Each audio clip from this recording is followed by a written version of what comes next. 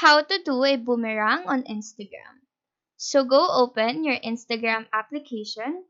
Once you're in the homepage, swipe right and you will then be directed to this camera page.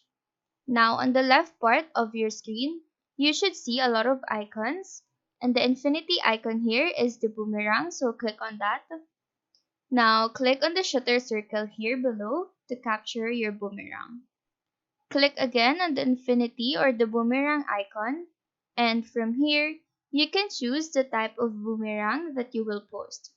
This one is the classic. Next one is the slow-mo. The echo is also available.